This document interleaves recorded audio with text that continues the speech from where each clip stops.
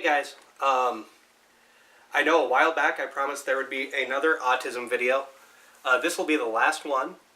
I do apologize for how I sound. I've been getting over the con crud, thus the hat, because my hair is not perfect because I've been sleeping off and on.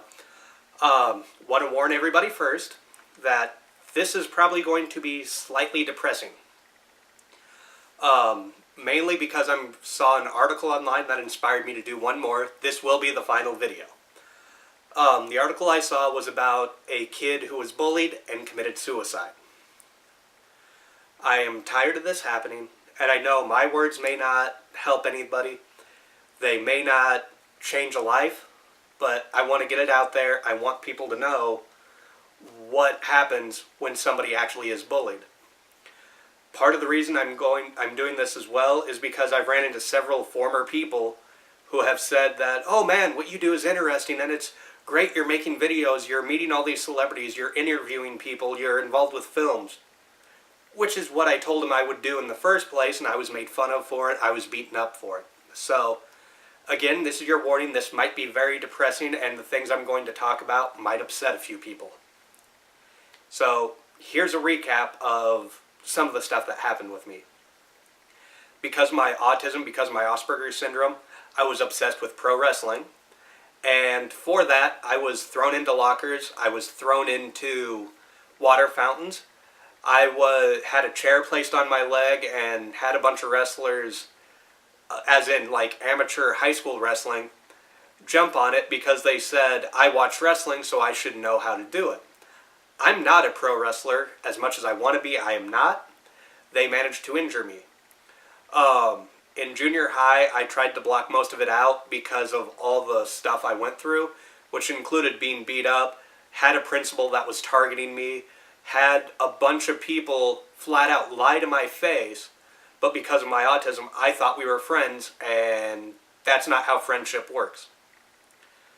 So, one of the other things that happened is I had a class reunion. The class reunion things broke down into why people told me not to go, as they broke down into cliques again.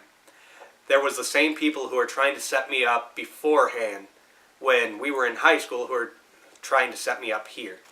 They tried to set me up at the reunion. I didn't take the bait, and I left early. And it hurt seeing all the pictures from the reunion, and I wasn't in them. I wasn't in half those pictures, and it just reminded me why I had such a terrible time in junior high and high school. So, the point of this is to give you my feelings. When I was beat up, when I was told I was a failure, when I was told all that, and the people that I've ran into today have gone, oh, well, we're sorry, we didn't mean to hurt you. I'm here to tell you that you're all wrong.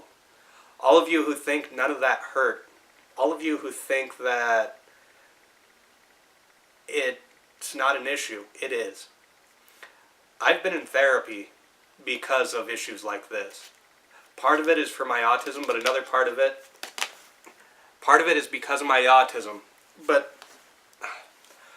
I've been in therapy for issues like this. Part of it is because of my autism. Another part of it is because the abuse, the mental and physical abuse I suffered while I was in school. It stays with you. It stays with me. I had people who told me I couldn't make it. I had people who told me I'm a failure. I had people who told me that I didn't need to live. I'm still here, which is good. There's a good chance I may not have been had it not been for my parents. Because I know on at least four different occasions, I tried committing suicide. And people want to think that bullying doesn't hurt people. It does. I tried slitting my wrists because people told me I wasn't wanted. I tried jumping off the roof of a theater when I was told I wasn't wanted by an adult who told me I should go ahead and climb higher. I was told that my ideas are horrible and that I'll never be anything, and so I went home and tried to shoot myself in the head, and I had tried choking myself to kill myself. I still carry these scars with me. I still carry these issues with me. People who tell you that years later that, oh, I hope it didn't bother you, I hope it didn't stick with you. It does. And There's a few exceptions. People have come up and apologized to me. It's hard to forgive them. People telling me, oh, it's cool what you do. That's great. Where were you when I was planning on doing this? Where were all these people who were wanting to help? That's my issue. What happened was people bullied me to the point where I did want to kill myself. People bullied me to the point where when I told a teacher, no one cared, no one gave a shit, because I was the one that was targeted. Whether it was due to my autism, whether it was due to people disliking me, I don't know. I just know that I was unfairly targeted, and I carried this issue with me to the point that people ask me why I didn't go to parties. It's because A, I knew I would be set up. B, I knew it wouldn't be good. Even into college, I stayed home from most parties. I only went out with my wrestling buddies. And that was it. This brings me to another point, which is kind of sad, but is true. I just got back from Horror Hound, and Horror Hound is one of my favorite conventions, and their family. Some of you may be thinking, why are they family to you? Because there's actual family members who aren't family. These people are. I can be myself at Horror Hound. For years in junior high, high school, I couldn't be myself. Because when I was myself, I was labeled a freak, a jerk, a geek, a nerd. I was labeled everything. Horror Hound, everybody's accepted for whatever. You can be Christian at Horror Hound. You can be religious at Horror Hound. You can be atheist. You can be a Satanist. And they pretty much, as long as you're not a dick, they accept everybody for who they are. I consider most of my Horror Hound friends family. I love each and every one of them like they're my family. When one of us gets sick, another one goes up to him and says, hey, where's so-and-so, because we miss you. Where's, what's going on, you know? We haven't heard from you in about a week. What's going on? That right there is family. I am adopted, so I have both a biological and adopted family. However, I have been treated better by my Horror Hound family than some of my biological family and some of my adopted family combined. My parents have never really been an issue. It's with my cousins, where as much crap as I would take at school, they would turn around and give me the exact same crap. They would make fun of me. They would say how I was different. They would threaten to beat me up. Same shit, different day. So, Horror Hound, and the reason why I go, other than to get interviews, other than to, get movies and have a good time, is because I'm with family. It's a family I see once every 6 months. And knowing that I don't see them that often upsets me sometimes.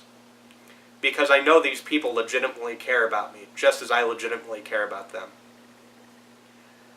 I do have a best friend. She knows who she is, and that's wonderful. I have a best friend in my wife as well, but I have somebody who shares kind of similar outlooks and similar things. She knows who she is, but that's about it. I have her, I have my Horror Hound people, and I have my co-hosts. That's it. That's all I have. And my wife. I can't forget my wife. So I have my wife, my best friend, and my co-hosts. And even then, I don't know how close I really am with the co-hosts, and nothing against them. It's just I'm guarded, because last time I let someone get really close, it ended badly. So, what I'm trying to say is that don't bully people. If your kid is being bullied, I don't know how to handle it. I know that when I was being bullied, I actually told the principal one time that, hey, what you're saying here is that I can get my ass kicked by somebody, be lying in a pool of my own blood, and they'll get suspended. But the minute I fight back so I don't end up in a coma, we're both suspended. And they go, that's absolutely right. And that's not right to me. So I don't know what to do. I don't know if this will even help anybody. But I'm doing this because I'm tired of seeing people with autism commit suicide. I'm tired of seeing people being bullied. I'm tired of reading about it. I'm tired of seeing all this happen. And part of it is knowing that I could have been one of those statistics. That's the problem, is I could have been one of those. I'm glad I'm not. But at the time, there was nothing that could have pulled me out of that depression. I guess if you are a parent, because I know a lot of parents tend to watch these, if you are a parent of a child with Asperger's or autism, talk with them. And don't do what some parents have a trap of doing, which is, oh, well, that can't be right, or, oh, that's not true. You need to listen, and don't pretend to listen. If you listen, then chances are you can help. You can figure out something. That's what happened with me. When I told my parents, they listened. And when they listened, it turned out like this. They managed to help me get back in high school. But again, this is saying that if your kid is bullied, it's going to stay with them. And with somebody like me, I tend to have a long-term memory. So I remember it. I still carry it with me to this day. There's times where I will break down crying because I remembered how hard it was in high school. There's times where I will look behind me while I'm walking because I'm afraid I'm going to get beat up again. Yes, I am working on this with a counselor. But at the same time, it needs to stop. People need to respect people. I don't care who you are. I don't care what's happening. But you need to respect other people. Now, if they're a dick to you, then by all means, don't bully them, but just ignore them if you can.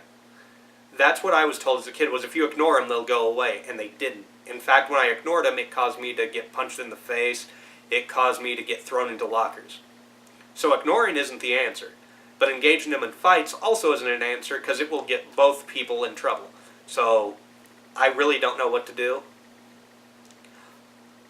On that note, I'm going to switch, make it a little more positive.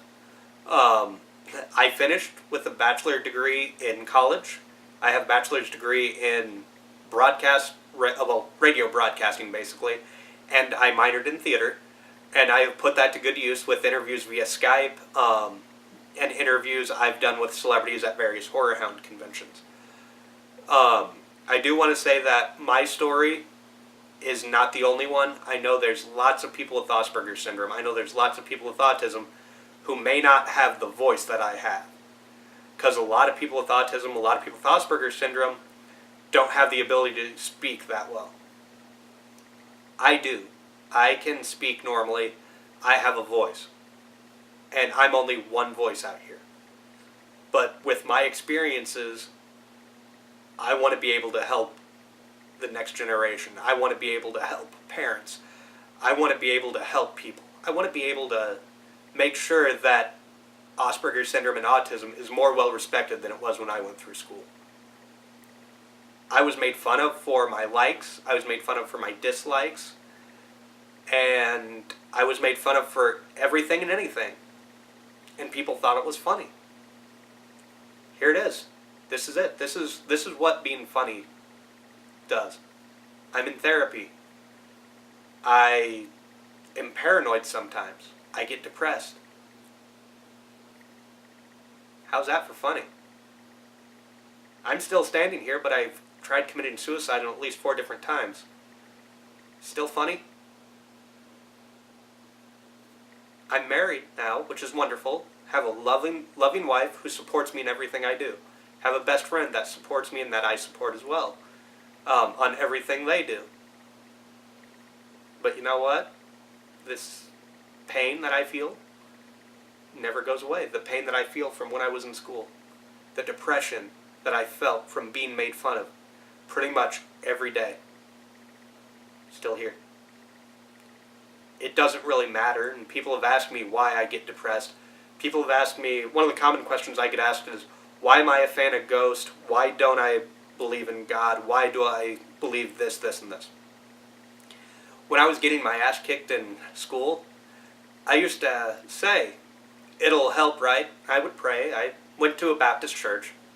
I would pray. Then it started to be, if there is a God, why am I getting my ass kicked every day?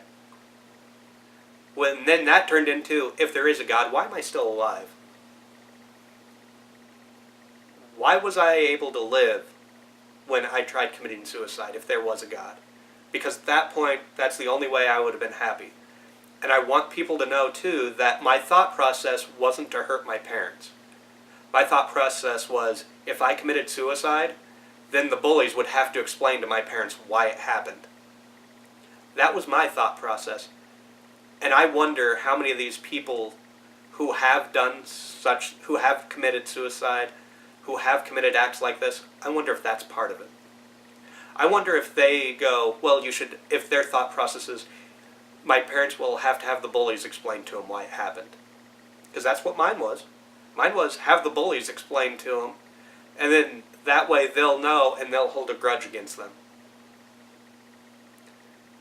This is why, part of the reason why I'm an atheist is because if there was a God, why did he let me get my ass kicked? Why did he not step in and protect me? Why? And yes, that is a selfish reason. But the other thing people ask me is, why do I listen to off-brand music?